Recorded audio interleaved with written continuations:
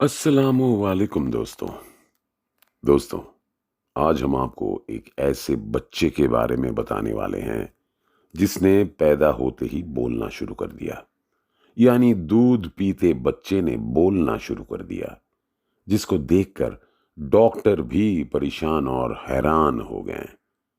یہ سب کیسے اور کب پیش آیا، یہ جاننے کے لیے ویڈیو کو پورا ضرور دیکھیں اور ویڈیو کو لائک اور چینل کو سبسکرائب ضرور کریں۔ چلیے دیکھتے ہیں یہ ویڈیو۔ بنی اسرائیل میں ایک نیک بزرگ رہا کرتے تھے جن کا نام جریج تھا۔ وہ انتہائی صالح اور عبادت کرنے والے انسان تھے۔ ان کی نیکی اور عبادت کا دور دور تک چرچا تھا۔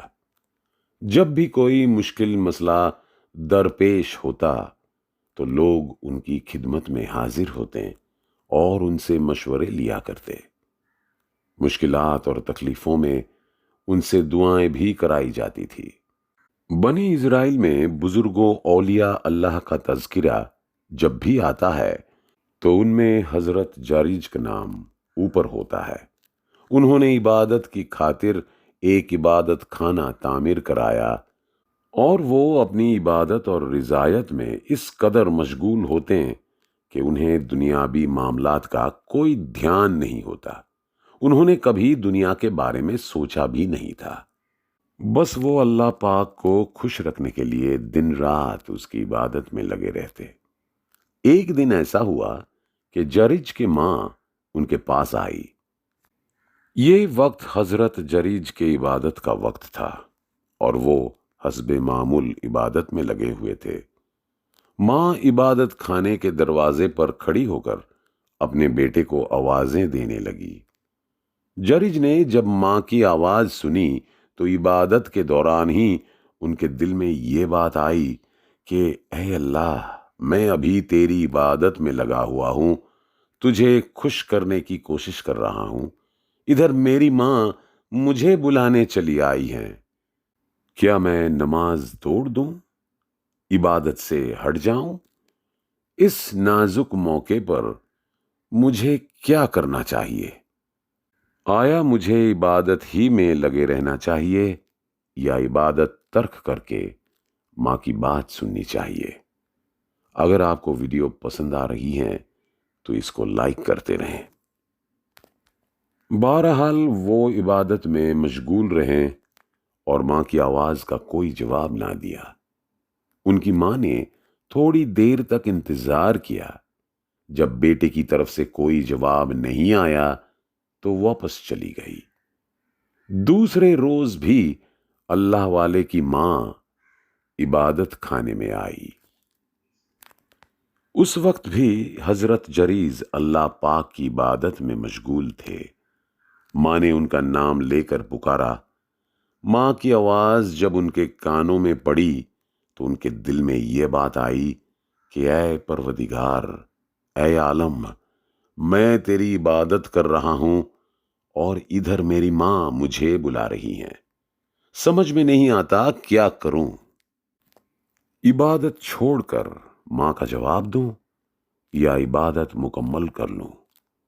بہرحال وہ عبادت ہی کرتے رہیں۔ ماں کی آواز کا کوئی جواب نہیں دیا۔ ان کی ماں کچھ دیر تک انتظار کرتی رہی، پھر بیٹے کا کوئی جواب نہ پا کر واپس چلی گئی۔ مگر اس دفعہ ناراض ہو کر انہوں نے بیٹے کو بد دعا دے دی کہ اے اللہ، اسے اس وقت تک موت نہ دیں جب تک یہ کسی بد کردار عورت کا منہ نہ دیکھ لیں۔ ماں کے دل سے بد دعا نکل گئی۔ بلا شبہ بنی اسرائیل کے یہاں جریج ایک انتہائی پرہیزگار شخص تھے، لیکن ماں کی بد دعا کے بعد ماحول ان کے خلاف ہونے لگا۔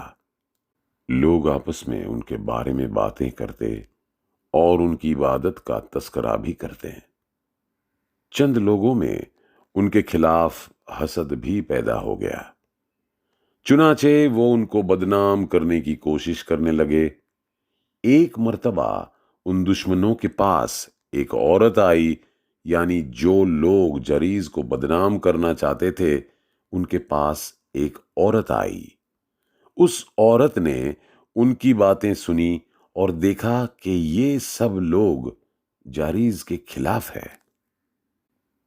تو وہ کہنے لگی، تم لوگ کہہ رہے ہو کہ جاریز یہاں کے بڑے نیک بزرگ ہیں، اللہ والے ہیں، لیکن میرے لیے جریز کو بہکانا اور انہیں اپنے حسن کے جال میں پھنسانا کوئی بڑی بات نہیں۔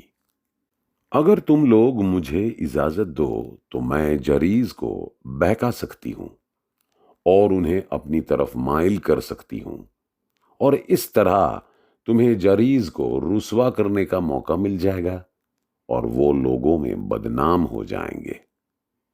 وہ عورت نہایت خوبصورت مگر بدچلن تھی۔ سب لوگوں کو اس کی حقیقت معلوم تھی۔ اس عورت کو اپنے حسن پر اتنا ناز تھا کہ وہ جسے چاہتی اپنے فتنے میں مبتلا کر دیتی۔ اسی لیے جریز کے حسدین یعنی دشمنوں کے سامنے اس نے وعدہ کیا کہ وہ کسی نہ کسی طرح جریز کو اپنے حسن کے جال میں پھنسا لے گی۔ چنانچہ وہ بد کردار طوائف زادی حضرت جریز کے عبادت خانے کے پاس پہنچی اور انہیں اپنے نازوں آواز سے پھنسانا چاہا، بہکانا چاہا۔ مگر جریز واقعی ایک نیک اور صالح انسان تھے۔ ان کے اندر ہمیشہ خوف خدا رہتا، اس لیے وہ دن رات عبادت میں لگے رہتے۔ بھلا وہ اس بد چلن عورت کے جال میں کیسے پھنس سکتے تھے؟ اس بد کردار عورت نے طرح طرح سے جریز کو بہکانا چاہا اور اپنی طرف مائل کرنا چاہا کہ یہ میرے پاس آئیں اور میرے ساتھ کوئی گناہ کر لیں اور لوگوں میں بدنام ہو جائیں۔ مگر ہزار کوشش کے باوجود وہ اپنے مقصد میں ناکام رہی۔